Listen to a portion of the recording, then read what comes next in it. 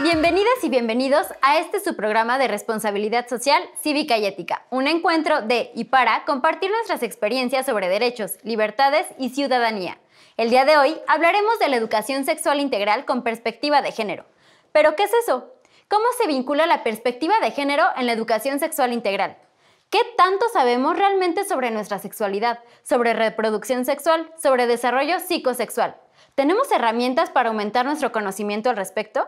Como jóvenes que somos, ¿qué tanta libertad tenemos para hablar sobre estos cambios que experimentamos? Pues sin más, vayamos al siguiente reportaje preparado por mi compañero Donovan. Muchas gracias, Shadani. Efectivamente, hoy tenemos un programa muy interesante que nos atañe a todas y todos, porque reflexionaremos sobre cómo vivir nuestra sexualidad y lo que hay alrededor de ella. Veamos algunos datos sobre prácticas sexuales entre la juventud.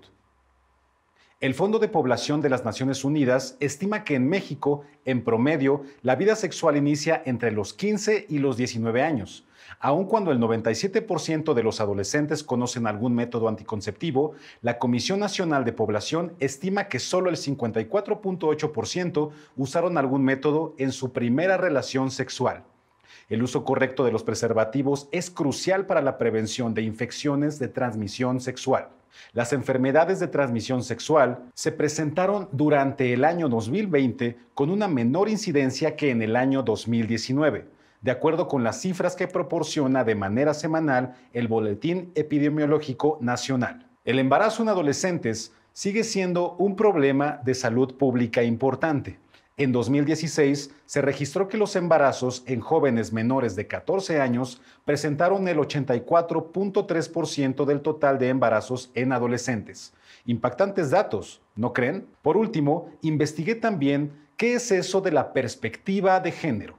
Cuando se habla de perspectiva de género, se hace alusión a una herramienta teórica. Es decir, la perspectiva de género es un concepto que conforma parte de un corpus científico-social que nos explica que las diferencias entre mujeres y hombres se dan no solo por su determinación biológica, sino también por las diferencias sociales y culturales asignadas a los seres humanos. Este enfoque cuestiona los estereotipos con que somos educados y abre la posibilidad de nuevas formas de socialización y relación entre los seres humanos. El ejemplo de esta perspectiva plantea la necesidad de solucionar los desequilibrios que existen entre mujeres y hombres. En este sentido, es importante destacar aquí que gracias a estudios con esta perspectiva, sabemos que existen factores de género y de nivel socioeconómico que determinan el riesgo de contraer una infección de transmisión sexual como el virus de inmunodeficiencia humana. Me explico. De acuerdo con datos de la Organización Mundial de la Salud de 2018, las mujeres que viven en condiciones de pobreza y marginación, con un limitado acceso a la información, viven con mayor riesgo de contraer una infección de transmisión sexual que aquellas que viven en mejores condiciones, mientras que para los hombres, este riesgo está más determinado por prácticas sexuales sin protección. ¿Qué les parece? Tener acceso a toda esta información es de mucha importancia. Si tienen inquietudes o dudas, se pueden comunicar al Centro Nacional de Equidad de Género y Salud Reproductiva al 55 2000 3500 y pedir información o asesoría. También en Facebook pueden encontrar apoyo en @CNEGSR. Es todo por el momento. Regresamos contigo, Shadani. Qué importante, amigas y amigos, tener conocimiento sobre nuestra sexualidad de una forma integral, principalmente para evitar la propagación de las infecciones de transmisión sexual y, claro, evitar embarazos no deseados. Hagamos una pausa para reflexionar. ¿Qué tanta información tenemos sobre sexualidad? ¿Creen que es fidedigna? ¿Confiable? Sí, Shadani. Como dices, ¿ustedes saben cuántas y cuáles son las principales infecciones de transmisión sexual? ¿Cómo vivir una sexualidad libre y segura? Para responder a esta y otras preguntas, tenemos como invitado al maestro Claudio Tompanzi Miguel. El maestro Claudio Tompanzi Miguel es sociólogo, especialista en sexualidad y académico de la Facultad de Psicología de la Universidad Nacional Autónoma de México. Tenemos el gusto de contar con su presencia para ampliar la información sobre el tema. Bienvenido, maestro. Es un gusto que haya aceptado esta entrevista. La educación sexual integral, cuando llamamos integralidad, es que no solamente nos referimos a los aspectos biológicos, ¿no? Que muchas veces cuando nos empezaron a dar esta educación, pensábamos que solamente era cuestión biológica, ¿no? El crecimiento de nuestro cuerpo, ese periodo reproductivo, pero la idea de educación sexual integral indica que no solamente somos una biología, sino que somos seres que tenemos atravesados también ideas culturales, sociales, históricas, ¿no? Tenemos este aspecto biológico, pero también corresponde a cuestiones temporales, cuestiones afectivas, de género, y tiene que ver con toda esa integralidad que hace el ser humano humano, y entonces es hablar un poco de esta educación sexual integral, que es educación para la vida. Los jóvenes necesitamos tener esa educación de la sexualidad porque como lo acabamos de compartir, la educación de la sexualidad no solamente se refiere a las cuestiones eróticas o a las cuestiones biológicas, sino que es una educación para la vida. Es conocernos a nosotros mismos, desde nuestros cuerpos, desde nuestros afectos, la forma en que nos relacionamos, la forma en que nos vinculamos erótica y afectivamente con otras personas. También nos ayuda a identificar y a responder a la gran pregunta, ¿quién soy yo como sujeto sexual? La perspectiva de género lo que nos ayuda a ver es que hay una serie de ideas con las cuales organizamos la vida sexual y que en esas tenemos ciertas ideas, creencias que se vuelven en actitudes, comportamientos diferenciados para hombres y para mujeres. Pensamos que son condiciones naturales, pero no son condiciones naturales, sino que son construcciones sociales que dificultan la relación. Por ejemplo, decimos, los hombres son más fuertes y las mujeres son más sentimentales, ¿no? Y ese es un mito que tenemos en el género y cuando ocupamos esta herramienta del género es desmentir esos mitos para poder decir, los hombres también podemos experimentar emociones, las mujeres también tienen fuerza de muchos tipos y no necesariamente es un binario de hombres y mujeres y lo que somos como seres humanos son productos del aprendizaje, no necesariamente de nuestra biología. Entonces la perspectiva de género nos invita a pensar que somos sujetos que aprendemos a ser hombres, aprendemos a ser mujeres o cualquier otra variante de los sexos géneros que podamos encontrar en esta fauna humana. La perspectiva de género es fundamental porque si hablamos que la educación sexual o hablar de la sexualidad es hablar de un complejo de construcción social que implica el género, el sexo, los afectos, las relaciones eróticas afectivas, ¿no? Al menos estos elementos, el género va a marcar muchas cosas de cómo yo vivo eso que llamamos sexualidad.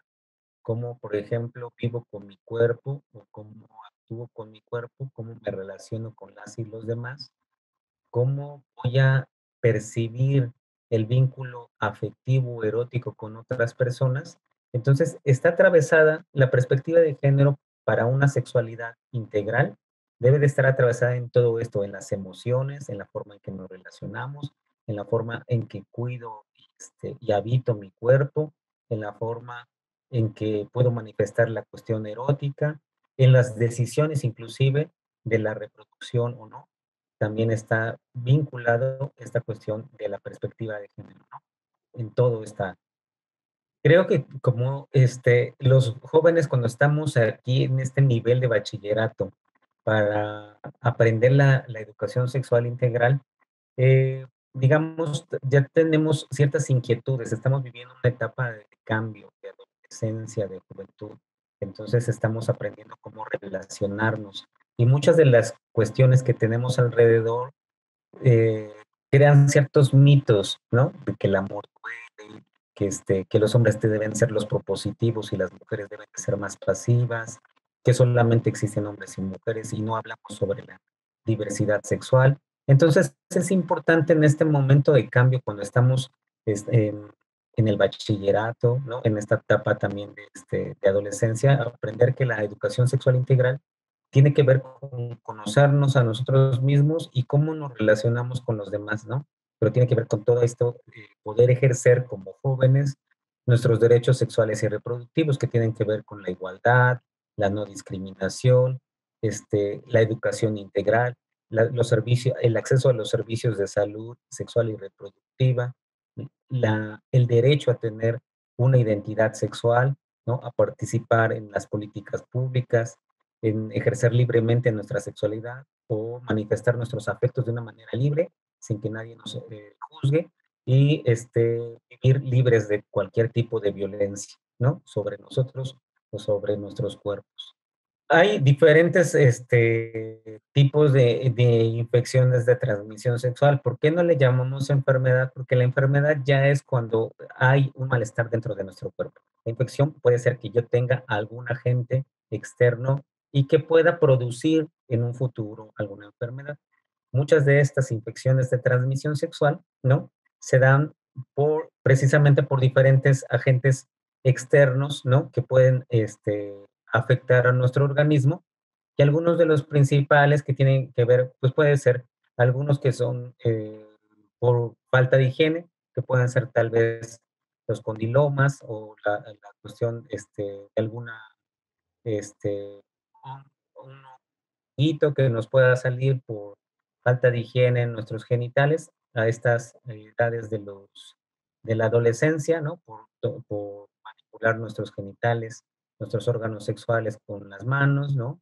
Puede haber algún tipo de bacteria, pero también hay algunas que son un poco más peligrosas y que se presentan actualmente y que pueden ser muy dañinas, como el VPH, ¿no? El virus del papiloma humano, o o el asociado al VIH, ¿no? Que podrían ser lo que podríamos estar en riesgo al no tener como una educación sexual o saber cómo protegernos de estas enfermedades que pueden aparecer. Siempre es muy importante ocupar y bueno, primero que nada, tener como un diálogo muy frecuente con nuestra pareja en turno. También poner al centro el cuidado de ambos, ¿no? El cuidado de la otra persona y el cuidado propio.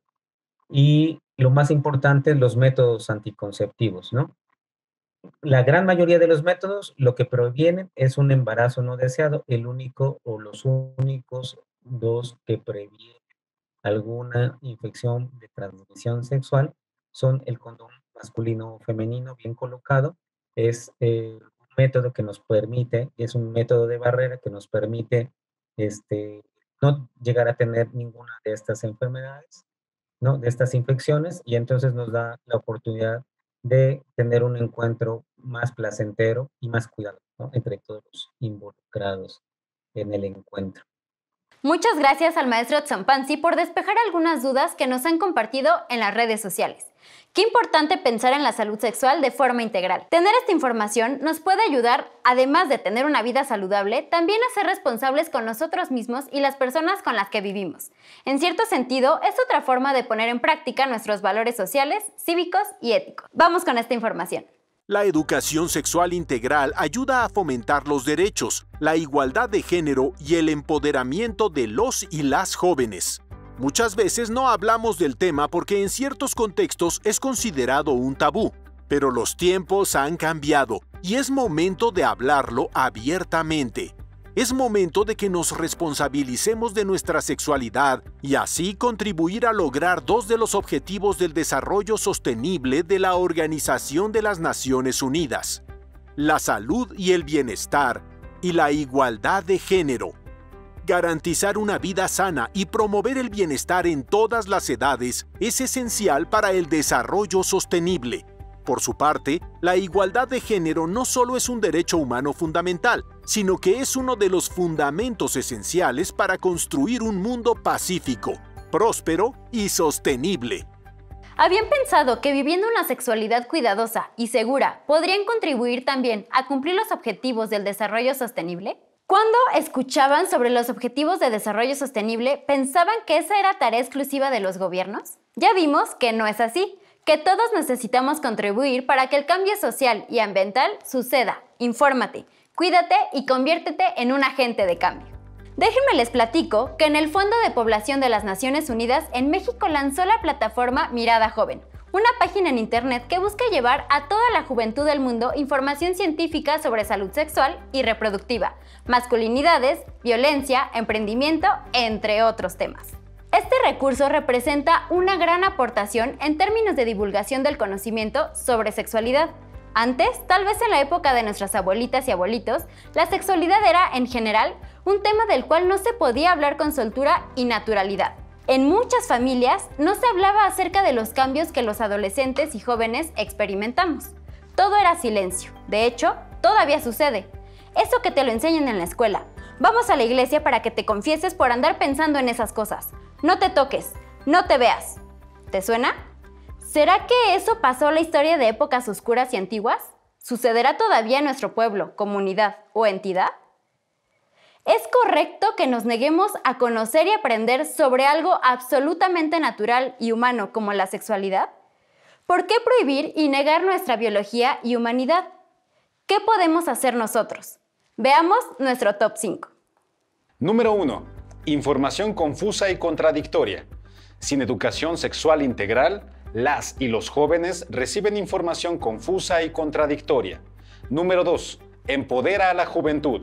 La educación integral en sexualidad empodera a la juventud y contribuye a la toma de decisiones asertivas sobre su vida y su cuerpo. Número 3. Exposición a situaciones de riesgo y vulnerabilidad. La ausencia de una educación sexual integral expone a niñas, niños y jóvenes a una situación de vulnerabilidad frente a conductas sexuales negativas o explotación sexual. Número 4. Respeto a los derechos humanos, equidad de género. La educación sexual integral está basada en los derechos humanos, la equidad de género, la prevención de riesgos y enfermedades. Número 5. Participación de padres, madres y docentes. La educación en sexualidad logra mejores resultados cuando los programas escolares se complementan con la participación de madres, padres y docentes. Como lo hemos visto, es fundamental hablar abierta e integralmente sobre la sexualidad, pero eso sí, siempre con respeto y dignidad. Por eso mismo, es importante subrayar la necesidad de una educación sexual integral con perspectiva de género. Muchas gracias, Donovan, y muchas gracias a todos y a todas quienes nos ven. Hemos llegado al final de esta emisión, pero no nos vamos sin antes recordarles que cuidarnos a nosotras y a nosotros es también cuidar a los demás. Así es que, por favor, infórmense bien. Para vivir con plenitud nuestra sexualidad, no hay otra forma que con responsabilidad. Nos veremos pronto en Responsabilidad Social, Cívica y Ética, encuentro para compartir derechos, libertades y ciudadanía.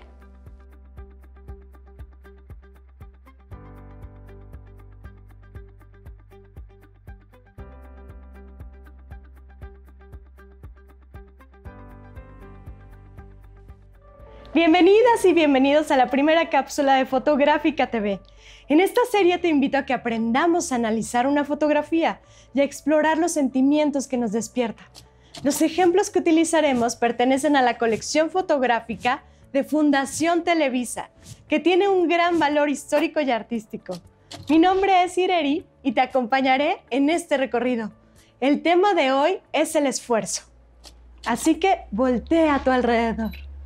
Todo lo que ves son imágenes, los árboles, los animales, las personas, algunas en movimiento y otras quietas, pero todas nos dicen algo sobre el entorno y nuestra sociedad. En estas cápsulas veremos diferentes series de fotografías que nos ayudarán a reflexionar en vivencias y temas sociales, y son obra de dos autores. El primero es Juan Guzmán, quien vivió de 1911 a 1982. Llegó a México exiliado de la Guerra Civil Española en 1939 y trabajó como reportero para varios periódicos y revistas haciendo fotografía documental, es decir, capturaba situaciones reales. El segundo es Rutilo Patiño, quien vivió de 1890 a 1969 y fue el primer fotógrafo en establecer un estudio en Jaral del Progreso, Guanajuato, en donde realizó retratos a varias personas. En esta primera cápsula hablaremos del concepto de esfuerzo, que se define como la acción de emplear una gran fuerza física o mental. Observaremos imágenes de mexicanos que realizan sus labores en lugares como fábricas, campos, oficinas, talleres o en la calle y usan objetos, herramientas o máquinas que facilitan su trabajo. También podremos analizar cómo las personas usan su conocimiento, experiencia, el movimiento del cuerpo y hasta cómo interactúan con sus compañeros. ¿Estás lista? ¿Estás listo para ver cómo los fotógrafos logran capturar todos estos aspectos? ¡Vamos! Comencemos con los oficios que capturó Juan Guzmán en sus fotografías. En esta imagen vemos a un bolero que en cuclillas da brillo a unos zapatos. Recuerda que el tema de esta cápsula es el esfuerzo. Observa la posición del bolero y piensa en la actividad física que implica su trabajo, el ritmo y la fuerza que necesita para aplicar la pintura, cepillar o pulir el zapato de un cliente. Unos pajareros cargando jaulas por las calles de la ciudad. ¿Te imaginas el esfuerzo que se necesita para caminar cargando esa jaula tan pesada? ¿Cómo crees que estos hombres equilibran su peso y la posición de su cuerpo para ir de un lugar a otro y al mismo tiempo transportar las jaulas? En esta fotografía observamos al campeón mundial de box, Raúl Ratón Macías, entrenando, repitiendo movimientos y técnicas para golpear y esquivar. ¿Crees que el esfuerzo de un boxeador es mayor al de otras actividades? ¿Cuánto tiempo habrá invertido en perfeccionar sus golpes, su velocidad y la posición exacta del cuerpo para ser más eficiente contra su rival? Trabajador de una compañía telefónica haciendo ajustes en las instalaciones desde las alturas. ¿Qué se necesita para que este hombre se sostenga en lo alto de la escalera? Muestra muchísima destreza para equilibrar su posición y al mismo tiempo hacer los arreglos en el cableado. Estas 4 fotografías tienen en común el tema del esfuerzo, una acción que utilizamos en muchas de nuestras tareas y que varía dependiendo de la acción que estemos realizando. Por ejemplo, agacharse, golpear, jalar, arrastrar, trepar, escribir, leer o pensar. Todas las actividades deben respetarse y valorarse por igual. Para profundizar en el tema del esfuerzo, vamos a observar una vez más la imagen del trabajador de una compañía telefónica en 1953. Observa esta fotografía. ¿Qué está pasando en ella? Mira con detalle el entorno y las acciones en la imagen. ¿Cuál o quién sería el elemento principal? ¿Por qué? ¿Dónde ocurre la escena? ¿Qué elementos conoces? ¿Crees que la escena es real? ¿Que tú podrías presenciar? ¿Cómo vivirías esta situación si fueras parte de ella? ¿Sabías que Juan Guzmán, al ser de origen alemán, tuvo influencia de las corrientes artísticas europeas del siglo XX? En su trabajo combinó 2 aspectos: capturar situaciones de la vida real y al mismo tiempo crear composiciones artísticas. Gracias a estas 2 cualidades, sus fotografías sirven como documentos históricos y también son consideradas obras de arte. Un buen ejemplo de esto lo encontramos en las líneas diagonales de los cables telefónicos. Al haber sido encuadrados de esta manera, otorgan a la imagen una composición armónica, como si se tratara de alguna pintura. Ahora te toca a ti. Necesitas hojas blancas de papel, lápices y plumones de colores. Pide a algún familiar en casa que te ayude a realizar esta tarea. Imagina y redacta una historia para esta imagen. ¿Qué pudo haber pasado antes, durante y después de que fuera tomada esta fotografía?